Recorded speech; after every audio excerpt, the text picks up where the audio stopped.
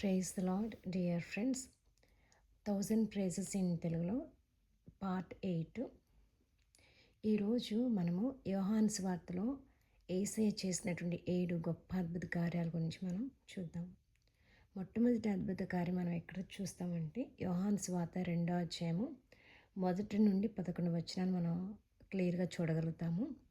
మనం ఇక్కడ ఏమని దేవుని స్తుతించాలంటే, యేసయ్య నువ్వు నీటిని ద్రాక్షరసంగా మార్చావు, మీకు వందనాలు.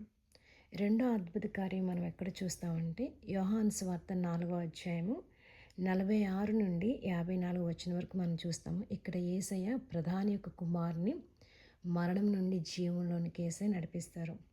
కంప్లీట్గా అతన్ని మరణ పడక నుంచి లేవనెత్తి కంప్లీట్గా స్వస్థపరుస్తారు.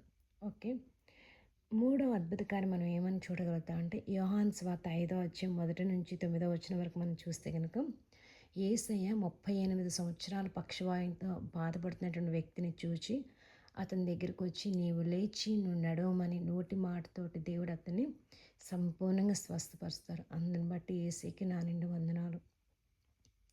నాలుగో అద్భుత కార్యం మనం ఎక్కడ చూడగలుగుతామంటే యోహాను సువార్త 6వ అధ్యాయము 1 నుండి 14 వచ్చిన వరకు మనం చూస్తే కనుక యేసయ్య 5 రొట్టెలను 2 చేపలను అనేక వేల మందికి ఆహారం పంచి అక్కడ ఉన్నటువంటి ప్రజల యొక్క ఆకలిని దేవుడు తీరుస్తాడు.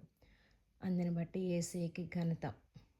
5వ అద్భుత కార్యం మనం ఎక్కడ చూడగలుగుతామంటే యోహాను సువార్త 6వ అధ్యాయము 16 నుండి 21 వచ్చిన వరకు మనం చూసినప్పుడు శిష్యులు సముద్ర ప్రయాణం చేసినప్పుడు అక్కడ గాలి విపరీతంగా వచ్చి సముద్ర పొంగు అలలు ఎక్కువ వచ్చినప్పుడు యేసయ్య మరి సముద్రం మీద నడుచుకుంటూ వచ్చి వారికి భయపడద్దని చెప్పి అభయం ఇచ్చి వారి యొక్క అక్కడ ఒక మాట ఉంటుంది 21వ వచనంలో, వారు యేసయ్యను తమ ధోనిలోనికి ఎక్కించుటకు ఇష్టపడిరన్నారు. వెంటనే వారు ఆ ధోని వారు వెళ్ళవలసినటువంటి ప్రదేశానికి అక్కడ చేర్చబడి ఉన్నది.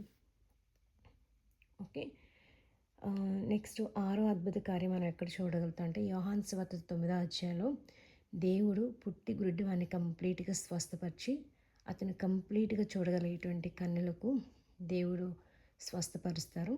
యేసయ్యకి ఘనత. 7వ అద్భుత కార్యం మనం ఎక్కడ చూడగలుగుతామంటే లాజర్ని దేవుడు మరణం నుండి జీవంలోకి నడిపిస్తారు. ఆ వాక్య భాగం మనం యోహాను సువార్త 11వ అధ్యాయము ఫస్ట్ ఆ అధ్యాయం అంతా మీరు చదవండి.